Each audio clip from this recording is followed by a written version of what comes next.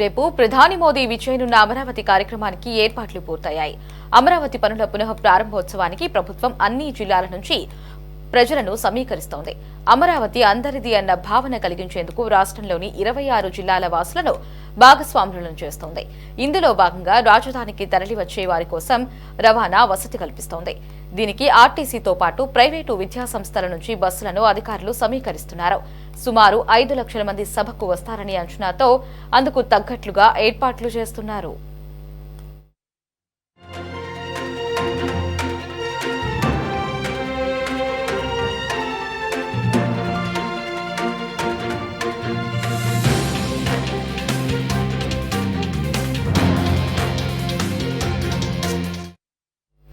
రాజధాని చుట్టుపక్కల ఉన్న ఎన్టీఆర్, కృష్ణా, గుంటూరు, బాపట్ల, పల్నాడు, పశ్చిమ గోదావరి, ఏలూరు, ప్రకాశం జిల్లాల నుంచి ఎక్కువ మంది మోదీ కార్యక్రమానికి వస్తున్నారు.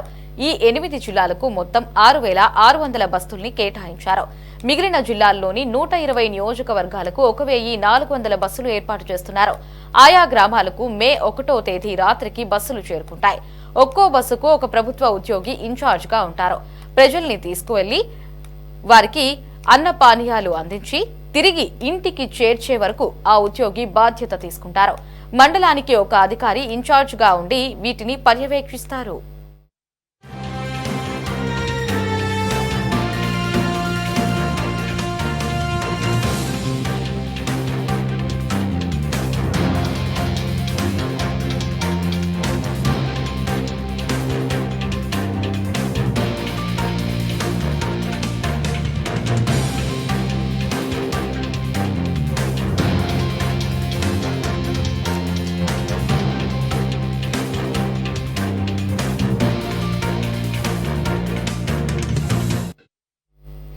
గ్రామాల నుంచి బస్సులు బయలుదేరేటప్పుడు ఉదయం అల్పాహారం, మధ్యాహ్న భోజనం కలిపి 2 ప్యాకెట్లు అందిస్తారు. వీటితో పాటు అరటి పండ్లు, మంచినీటి సీసాలు, ఓఆర్ఎస్, మజ్జిగ ప్యాకెట్లు అందుబాటులో ఉంచుతారు. సభ నుంచి ప్రజలు తిరిగి బస్సు వద్దకు వచ్చే సమయానికి రాత్రి భోజనం అక్కడికే చేరుస్తారు. ఆహార సరఫరా బాధ్యతను ఆయా జిల్లాల పౌర సరఫరాల శాఖ అధికారులకు అప్పగించారు. ఎండలు ఎక్కువగా ఉన్నందువలన అమరావతికి వచ్చే వారి కోసం అదనపు జాగ్రత్తలు తీసుకుంటున్నారు. ప్రజలు సభకు వచ్చే మార్గ మధ్యంలో ఉన్న ఆరోగ్య కేంద్రాలు, ప్రభుత్వ ఆసుపత్రుల్లో సిబ్బందిని అందుబాటులో ఉంచనున్నారు. అయితే సభా ప్రాంగణంలో ప్రతి గ్యాలరీలోనూ 6గురితో కూడిన బృందం ఉంటుంది. ఇందులో వైద్యుడు, సహాయ సిబ్బంది ఉంటారు. గ్యాలరీలో ఎవరైనా అస్వస్థకు గురైతే వారిని సమీప ఆసుపత్రికి తరలించేలా గ్యాలరీ ఇన్ఛార్జ్ అధికారి సమన్వయం చేసుకుంటారు.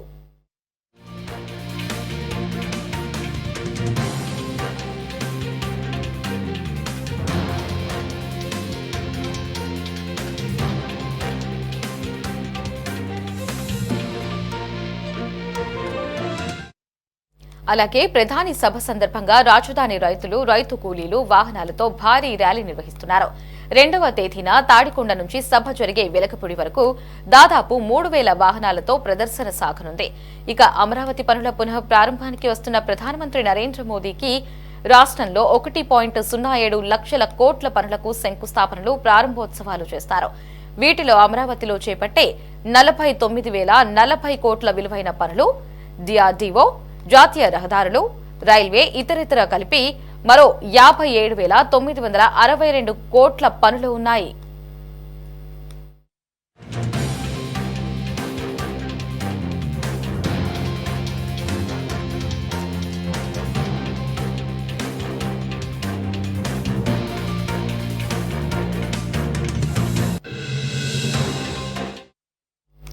అమరావతిలో శాసనసభ, హైకోర్టు, సచివాలయం, న్యాయమూర్తుల నివాస సముదాయాలు, ఇతర పరిపాలనా భవనాల పనులకు మోదీ శ్రీకారం చుడతారు.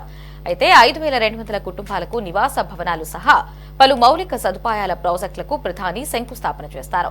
భూగర్భ యుటిలిటీలు, అధునాతన వరద నివారణ వ్యవస్థలతో కూడిన 320 కిలోమీటర్ల రవాణా నెట్వర్క్ కలిగిన ట్రంక్ మౌలిక సదుపాయాలు, వరద ఉపశమన ప్రాజెక్టులు ఇందులో ఉన్నాయి.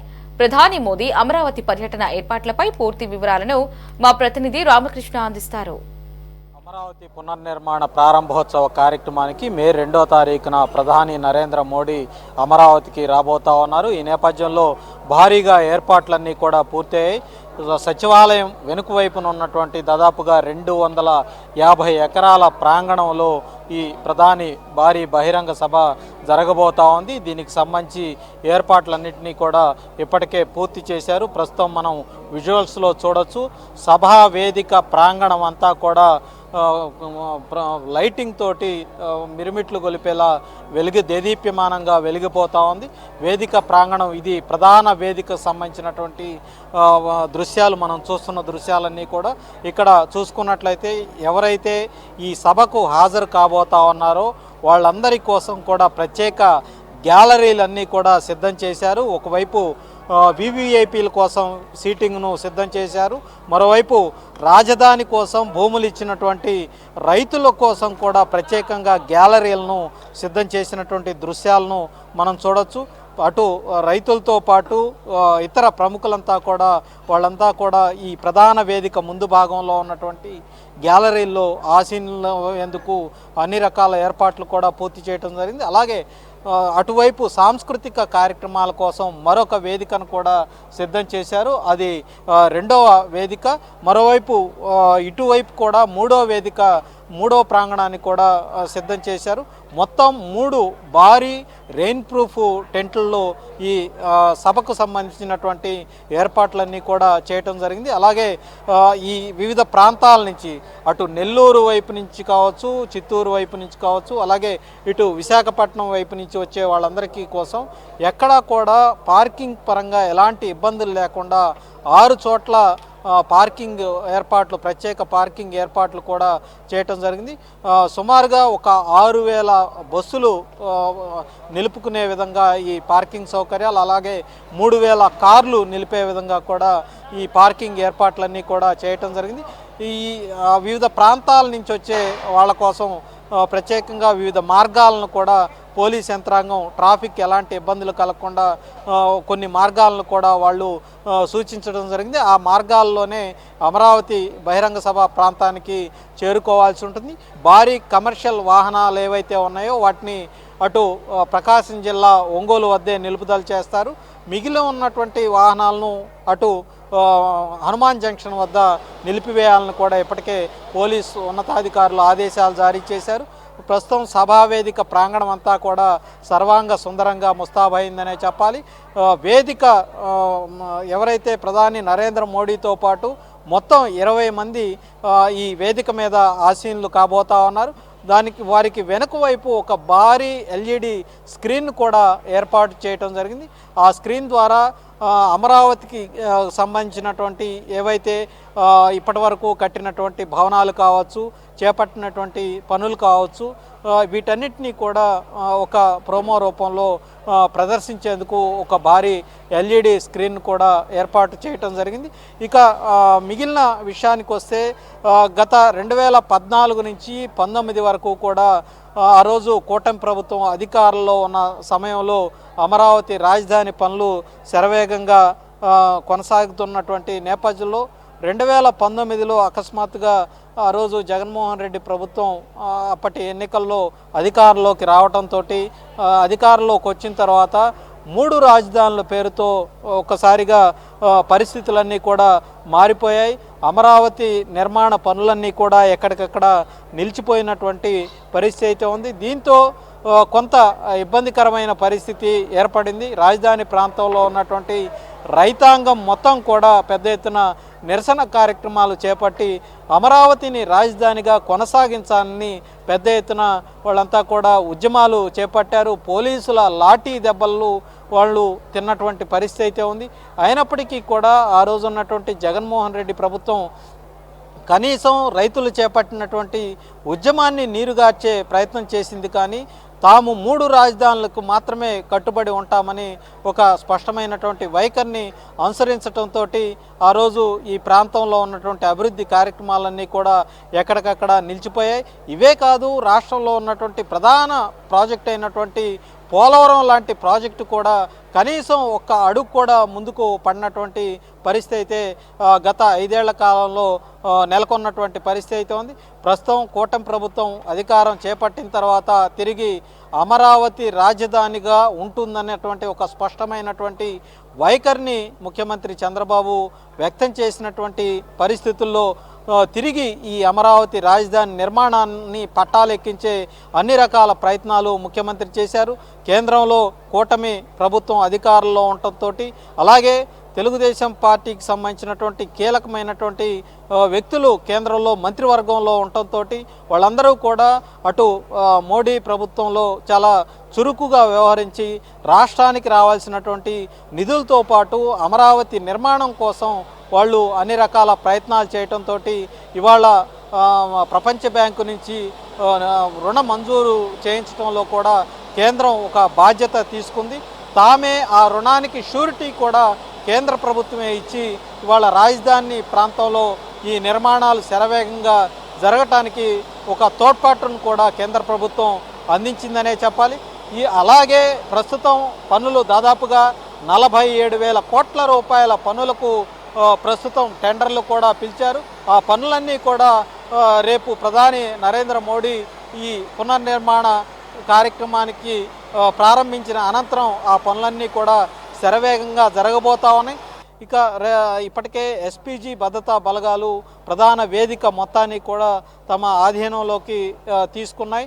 వాళ్ళు రేపటి నుంచి కూడా పూర్తి స్థాయిలో ప్రధానమంత్రి వచ్చి తిరిగి వెళ్ళే వరకు కూడా ఎస్పీజీ భద్రతా బలగాలు ఆధ్వర్యంలోనే ఈ ప్రధాన వేదిక ప్రాంగణం అంతా కూడా ఉండే పరిస్థితి అయితే ఉంది.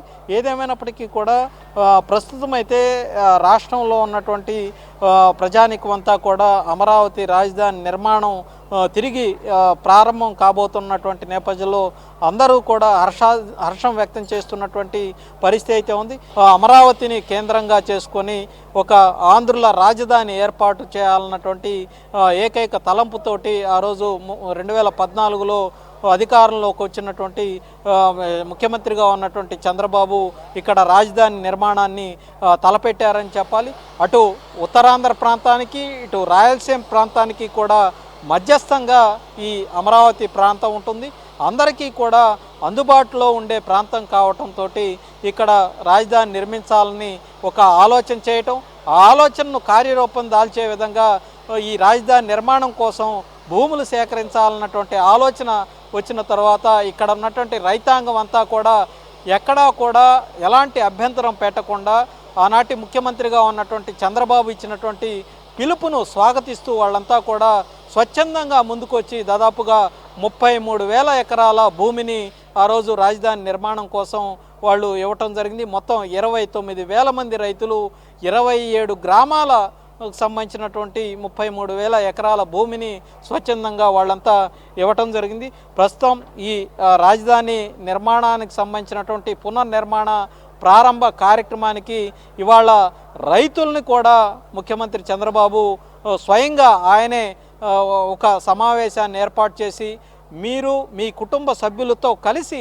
ఈ అమరావతి రాజధాని పునర్నిర్మాణ వేడుకకు హాజరు కావాలని ఆయన స్వయంగా వాళ్ళందరినీ కూడా ఆహ్వానించారు. అలాగే గత 2 రోజులుగా మనం చూసుకున్నట్లయితే రాజధాని ప్రాంతంలోని 27 గ్రామాలకు సంబంధించినటువంటి అధికారులు ఎవరైతే సచివాలయ సిబ్బంది కావచ్చు, సిఆర్డీఏ సిబ్బంది కావచ్చు, వీళ్ళందరూ కూడా స్వయంగా ఈ రాజధాని ప్రాంతంలో ఎవరైతే భూములు ఇచ్చినటువంటి రైతులు ఉన్నారో వాళ్ళ ఇళ్లకు స్వయంగా వెళ్ళి వాళ్ళే ఈ ఆహ్వాన పత్రికలను అందిస్తూ ఉన్నారు. మహిళలకైతే స్వయంగా బొట్టు పెట్టి మరి మీరు ఈ ప్రధాని నరేంద్ర మోడీ పాల్గొంటున్నటువంటి ఈ సభకు హాజరు కావాలని వాళ్ళని ఆహ్వానిస్తున్నటువంటి పరిస్థితి అయితే ఉంది. రాజధాని ప్రాంతానికి సంబంధించినటువంటి రైతులంతా కూడా గత 5 ఏళ్ల కాలంగా నిరాశ నిస్పృహల్లో వాళ్ళంతా కూడా అనేక ఇబ్బందులు ఎదుర్కొన్నారు. అయితే ప్రస్తుతం తిరిగి అమరావతి నిర్మాణ పనులు కోలాహలంగా ప్రారంభం కాబోతున్నటువంటి నేపథ్యంలో వాళ్ళంతా కూడా ఒక ఆనందం వ్యక్తం చేస్తున్నటువంటి పరిస్థితి అయితే కనిపిస్తూ ఉంది. అయితే ప్రస్తుతం రాజధాని ప్రాంతానికి సంబంధించి మరొక 44,000 ఎకరాల భూమిని కూడా సేకరించాలన్నటువంటి ఆలోచనతో రాష్ట్ర ప్రభుత్వం ఉంది. ఇప్పటికే ఆయా గ్రామాలకు సంబంధించినటువంటి రైతాంగంతో అధికారులు కూడా సంప్రదింపులు జరిపారు. వాళ్ళు కూడా ప్రభుత్వం తమకు పూర్తి సహాయ సహకారాలు అందించే పరిస్థితి ఉంటే కనుక తాము కూడా ఈ భూమిని ఇవ్వడానికి సిద్ధంగా ఉన్నామని కూడా వాళ్ళు కూడా ముందుకు వస్తున్నటువంటి పరిస్థితి అవుతుంది. భవిష్యత్తులో ఇక్కడ ఒక ఇంటర్నేషనల్ ఎయిర్పోర్ట్తో పాటు 9 నవనగరాల నిర్మాణం జరగబోతా ఉంది. అలాగే కేంద్ర ప్రభుత్వానికి సంబంధించినటువంటి అనేక సంస్థల నిర్మాణం కూడా చేపట్టబోతా ఉన్నారు.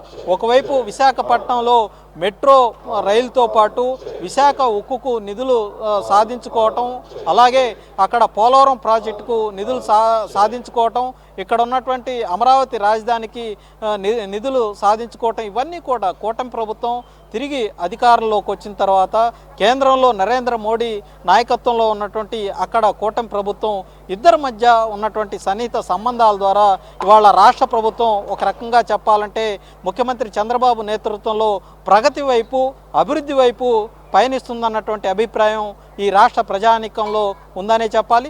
ఏదేమైనప్పటికీ కూడా రేపు ప్రధాని నరేంద్ర మోడీ సభను విజయవంతం చేసేందుకు అటు కూటమికి సంబంధించినటువంటి నేతలంతా కూడా ఒక ప్రతిష్టాత్మకంగా తీసుకొని తమ తమ నియోజకవర్గాలకు సంబంధించినటువంటి ఎవరైతే ప్రజలు ఉన్నారో వాళ్ళందరూ కూడా స్వచ్ఛందంగా ప్రధాని నరేంద్ర మోడీ సభకు తరలి రావాలని వాళ్ళంతా కూడా అక్కడ ఉన్నటువంటి మండలాల వారీగా స్థానికంగా ఉన్నటువంటి ప్రజలను కలిసి వాళ్ళకు అవసరమైనటువంటి కల్పించడం, తిరిగి వాళ్ళంతా కూడా నేరుగా తమ గ్రామాలకు వెళ్ళే వరకు కూడా అన్ని రకాల చర్యలు అయితే తీసుకుంటా ఉన్నారు. ఇక ఈ సభకు తరలి వచ్చే ప్రజానీకం కోసం ఎలాంటి అసౌకర్యం కలగకుండా ఆ వాహనాల్లోనే వాటర్ బాటిల్స్ కావచ్చు, ఆహార పదార్థాలు కావచ్చు, వీటన్నిటినీ కూడా అక్కడ ఉన్నటువంటి స్థానిక నాయకత్వమే మొత్తం కూడా సమకూరుస్తూ ఉంది. దాదాపుగా 5 లక్షల మంది ప్రజానీకం ఈ ప్రధాని నరేంద్ర మోడీ రాజధాని అమరావతి పునర్నిర్మాణ సభకు హాజరు కాబోతున్నట్లు రాష్ట్ర ప్రభుత్వ ప్రతినిధులు అంచనా వేస్తూ ఉన్నారు.